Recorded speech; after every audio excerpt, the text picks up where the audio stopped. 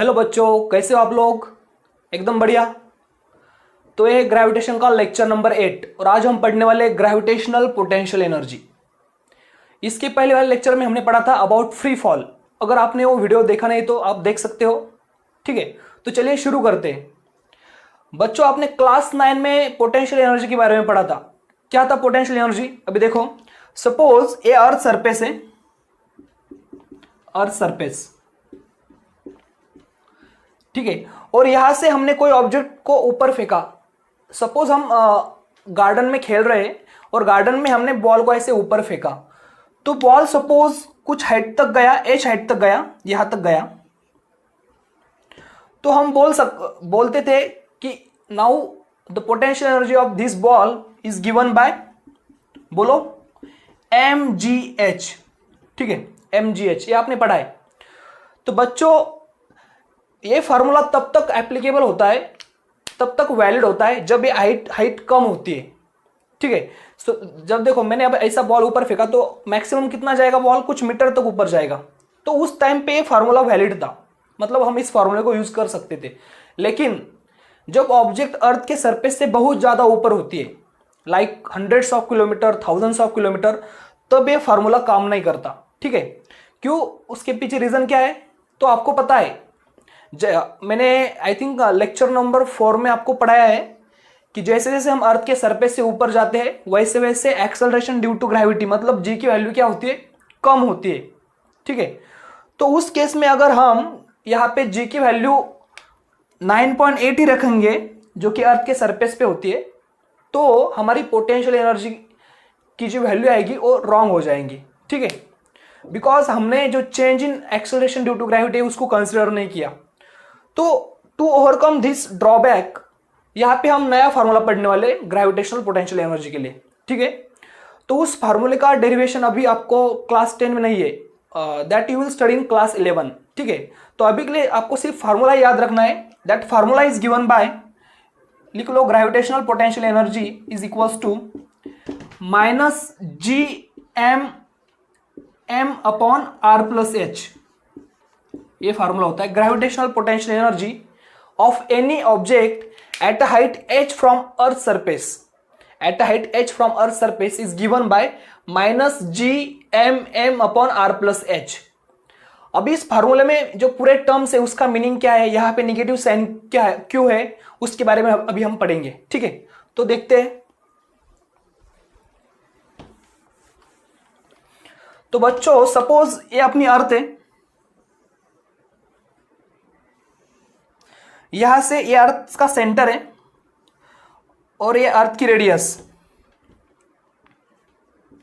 अभी कोई ऑब्जेक्ट अर्थ के सरफेस के ऊपर एट अ हाइट h है और and that height is larger, like hundreds of kilometre, thousands of kilometre. ठीक है, तो कोई ऑब्जेक्ट यहां पे है, देन उस ऑब्जेक्ट की जो पोटेंशियल एनर्जी रहेगी that will be given by this formula minus G M upon R plus H.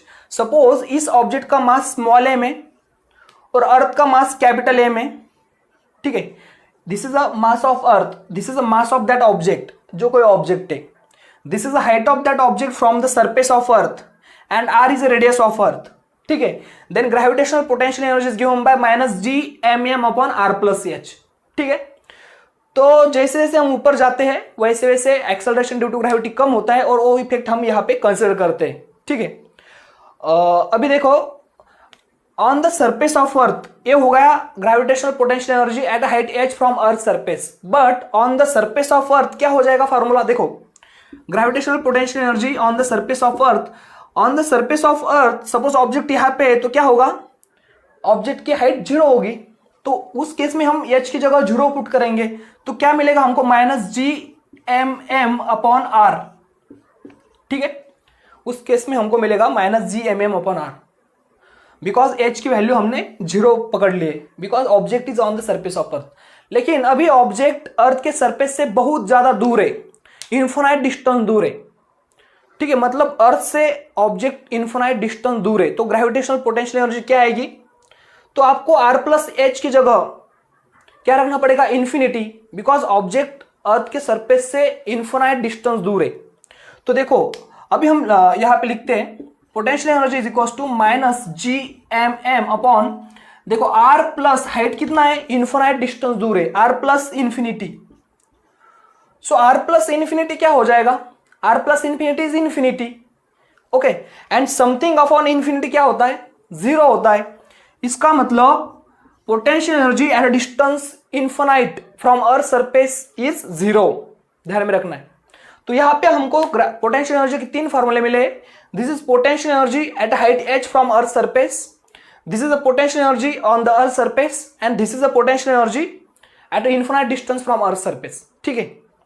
Lastly यहां पे नेगेटिव साइन क्यों आया है, तो बच्चों देखो क्या हो रहा, हम ऑब्जेक्ट को ऊपर ऊपर लेके जा रहे हैं, मतलब we are doing work in upward direction, but इस ऑब्जेक्ट को अर्थ का ग्रेविटेशनल फोर्स जो है वो नीचे खींच रहा है, वो उसको नीचे पुल कर रहा है, और हम उसके अगेंस्ट वर्क कर रहे हैं, मतलब हम यहां पे वर्क कर रहे हैं opposite to gravitational force, opposite है, इसलिए हमने यहां पे नेगेटिव साइन लिया है, ठीक है। तो ध्यान में रखना है ये तीन फार्मूले और reason behind negative sign, because we are doing work done opposite to gravitational force. अभी इन तीन फार्मूलों को हम नेक्स्ट लेक्चर में यूज करने वाले हैं, when there we will derive the expression for escape velocity, तो तब हमको इन तीन फार्मूले की जरूरत पड़ने वाली है, तो इसको ध्यान में रखना है, ठीक है। So this is all about gravitational potential energy. So यहां पे रुकते हम, टेक केयर, बाय बाय।